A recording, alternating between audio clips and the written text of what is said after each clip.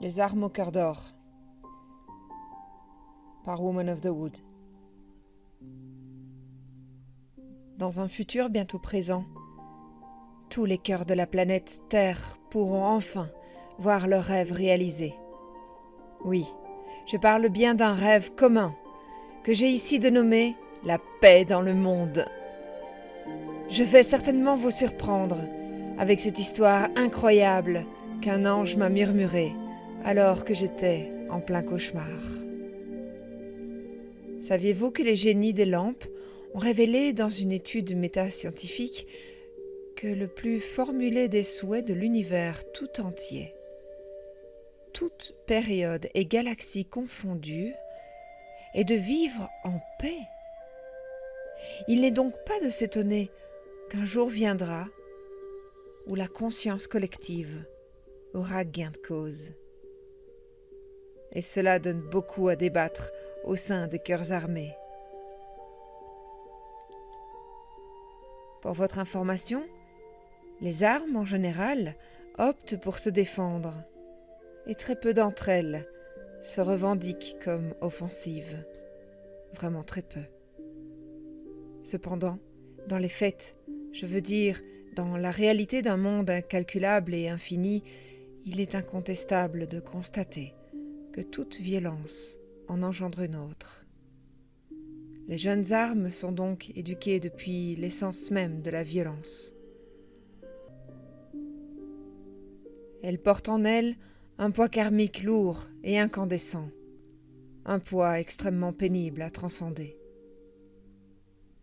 J'ai donc décidé de vous raconter ici l'enseignement de quelques armes au cœur d'or qui bravèrent tous les tabous de leur espèce pour devenir d'authentiques êtres pacifiques. Comme toute planète digne de ce nom, malgré la perfection de sa rondeur, celle-ci semblait énergétiquement divisée, avec d'un côté une majorité d'êtres bienveillants, inconscients de leur pouvoir tout-puissant, et face à eux, d'obscures âmes, qui, elles, bien au contraire, se croyaient plus légitimes que les premières. Rien de bien surprenant jusque-là, me direz-vous. C'est ainsi dans tant de mondes différents. Hélas, oui, vous avez raison.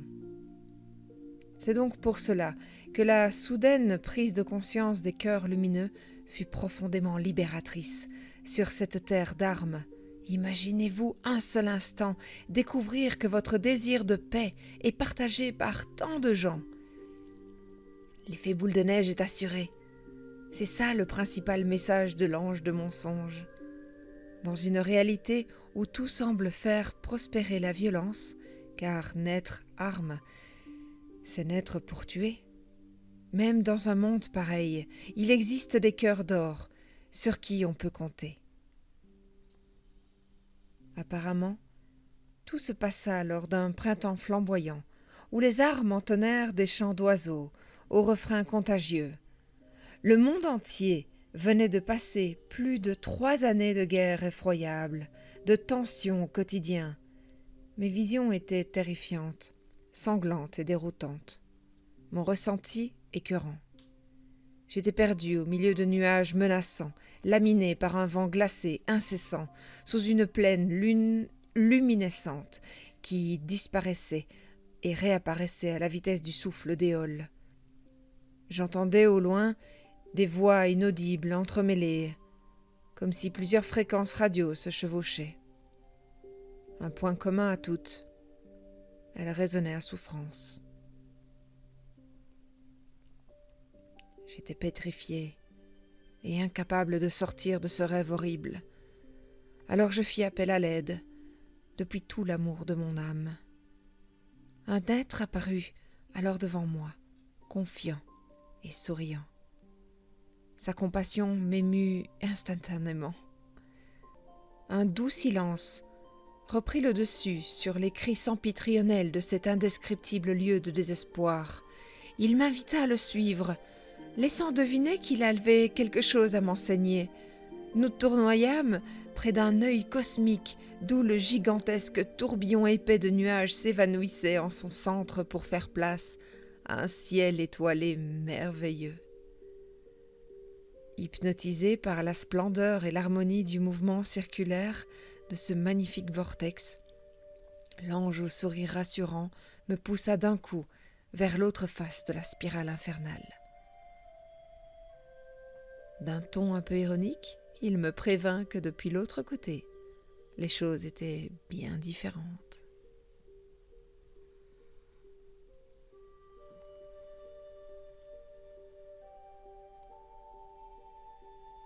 Je me sentis rapidement mal à l'aise. Ça tournait aussi, mais dans le sens inverse. La matière en mouvement ressemblait à un fluide métallique mat et visqueux, un peu comme du mercure, mais en plus sombre. Un fluide à la fois envoûtant et hostile.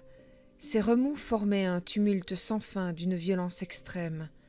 Une force telle l'attraction d'un gigantesque aimant commençait à m'entraîner, malgré moi, vers ce mouvement infernal. C'est alors qu'il me rattrapa le bras avec célérité, puis m'emmena loin au calme de l'immensité sidérale. Maintenant, il m'avait montré les deux faces d'un même phénomène. Il m'appartenait de comprendre que tout ce qui avait lieu dans cette galaxie contenait en soi son énergie contraire.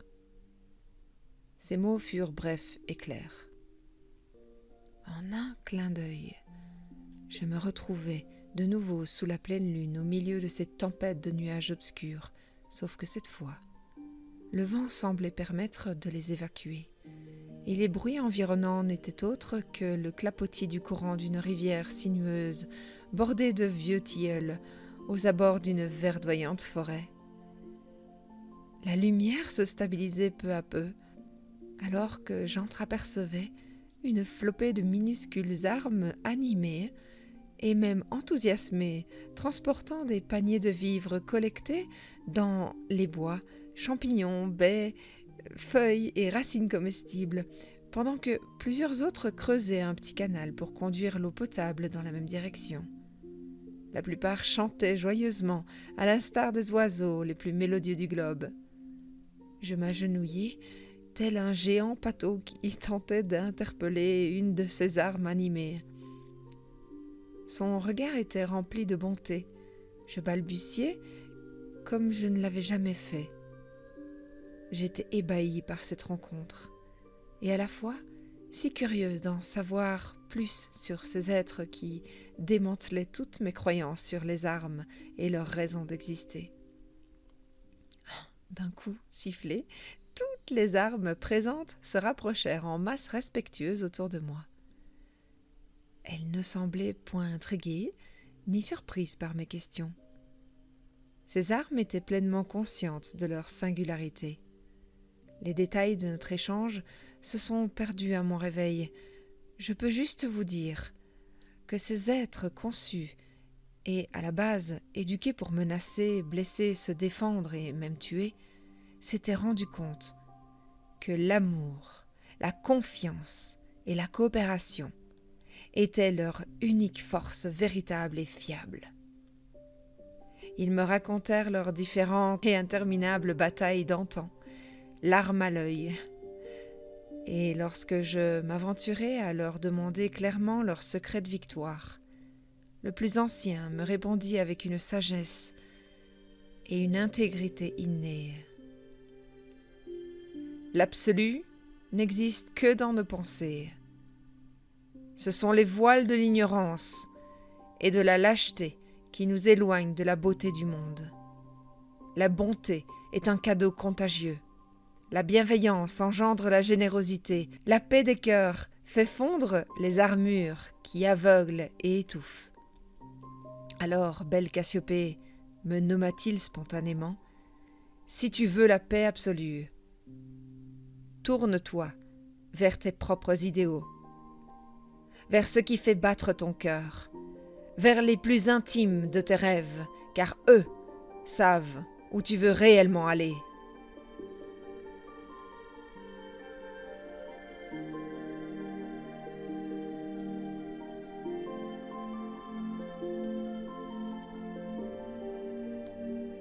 Une autre arme, un peu plus moderne et directe, me lança d'un regard grivois et, sans tourner sa balle dans le canon, riposta.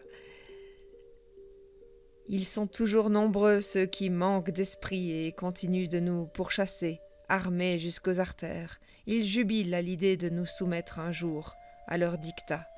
Pacifiquement, nous semons quelques graines de gentillesse par-ci par-là. Leur armure est épaisse, pas hermétique. Le temps élargit les esprits. Ce territoire d'harmonie en témoigne. Chacun de nous se sentait seul, face à une réalité qui n'en était qu'un prisme parmi des milliers de possibilités. Nous rêvons tous de paix. C'est sur cet axe que nous avons basé notre union. C'est lorsque nous avons délié nos boucliers, lorsque nous avons arrêté de vivre sur la gâchette en permanence, que la confiance a pu prospérer.